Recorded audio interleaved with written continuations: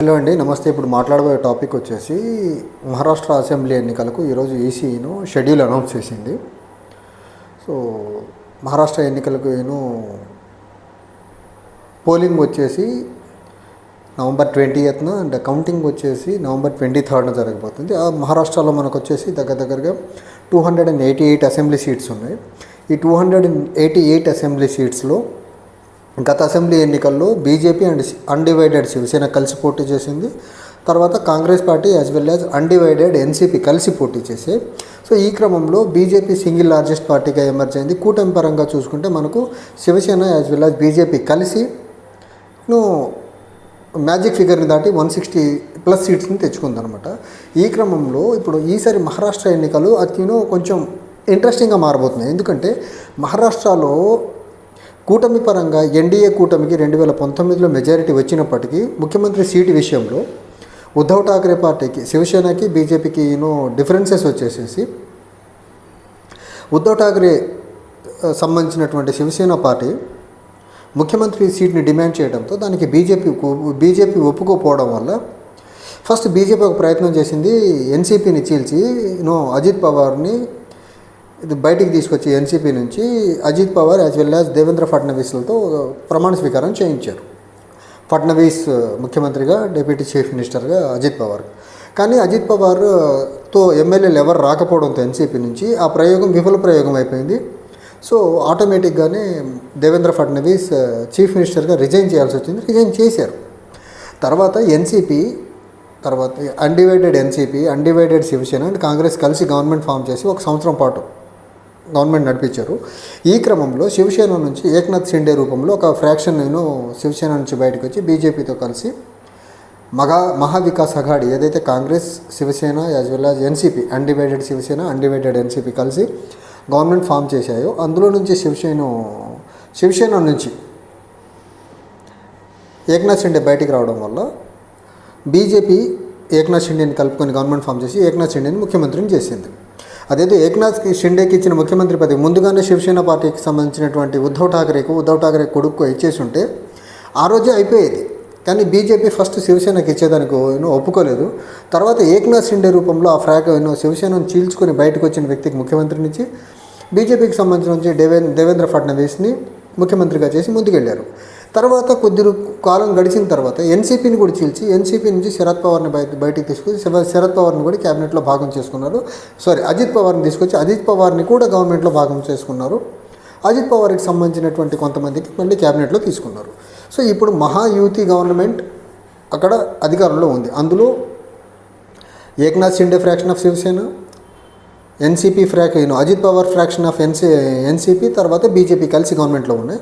కానీ ఇక్కడ కాంగ్రెస్ సైడ్కి వచ్చేసరికి మహావికాస్ అఘాడీలో Congress party, Sharad Pawar NCP as well as Uddhav Thackeray Shiv Sena 3 కలిసి మహావికాస్ అఘాడీగా ఉన్నాయి. ఈ 3 పార్టీలు కలిసి మొన్న పార్లమెంట్ 2024 పార్లమెంట్కి ఎన్నికలకు వెళ్ళినప్పుడు ఆల్మోస్ట్ క్లోజ్ టు 150+ సీట్స్ని లీడ్స్ తీసుకొచ్చినట్టు మనకు లోక్సభ ఫలితాలను బట్టి చెబుతున్నాయి. అందులో మనం చూసుకుంటే సింగిల్ లార్జెస్ట్ పార్టీగా కాంగ్రెస్ పార్టీ ఉంది 63 సీట్లతో. తర్వాత 56 సీట్లతో వచ్చేసి శివసేన ఉద్ధవ్ ఠాక్రే గ్రూప్ ఉంది. అండ్ థర్డ్ పార్టీగా 30+ సీట్స్తో మనకు 30+ సీట్స్తో వచ్చేసి మనకు శివసేన ఉంది, ఎన్సీపీ ఉంది, శరద్ పవార్ ఎన్సీపీ. ఈ క్రమంలో శరద్ పవార్ ఎన్సీపీకి 32 సీట్స్ వస్తున్నాయి. ఈ టోటల్గా మనం చూసుకుంటే 151 సీట్స్ మహావికాస్ అఘాడి కాంగ్రెస్ పార్టీ, శివసేన ఉద్ధవ్ ఠాక్రే, తర్వాత ఎన్సీపీ శరద్ పవార్ కలిసి ఈ రోజుకి లోక్సభ ఫలితాలను బేస్ చేసుకుని ఉన్నటువంటి సీట్స్. అదేవిధంగా మనము మహాయూతి గవర్నమెంట్ ఏదైతే ఇప్పుడు ప్రస్తుతం గవర్నమెంట్లో ఉన్న మహాయూతి శివసేన ఏక్నాథ్ షిండే, తర్వాత NCP Ajit Pawar as well as BJP కలిసి లోక్సభ ఫలితాలను బేస్ చేసుకొని చూస్తే దగ్గరగా 128 స్థానాలు గెలిచేదానికి ఆస్కారం ఉంది. ఇక్కడ మహారాష్ట్ర అసెంబ్లీలో ఉన్న 288 అసెంబ్లీ స్థానాల్లో గవర్నమెంట్ ఫామ్ చేయాలంటే కావాల్సిన మ్యాజిక్ ఫిగర్ వచ్చేసి 145. సో బీజేపీ లీడ్ చేస్తున్నటువంటి మహాయూతి గవర్నమెంట్కి మ్యాజిక్ ఫిగర్కి షార్ట్ ఫాల్ ఉంది. దగ్గరగా 18-20 సీట్స్ షార్ట్ ఫాల్ ఉంది. లోక్సభ ట్రెండ్ని కానీ కంటిన్యూ చేయగలిగితే డెఫినెట్గా మహావికాస్ అఘాడి గవర్నమెంట్ ఫామ్ చేసేదానికి ఆస్కారం ఉంది. అలా కాకుండా హర్యానా ఎన్నికల ప్రభావం అనండి, రీసెంట్గా మహారాష్ట్ర అసెంబ్లీలో మహాయుతి గవర్నమెంట్ తీసుకున్న నిర్ణయాలు ఏవైతే ఉన్నాయో క్రిమీ లేయర్ని 8 లక్షల నుంచి 15 లక్షలకు పెంచమనేసి కేంద్రానికి ఒక లెటర్ రాసింది.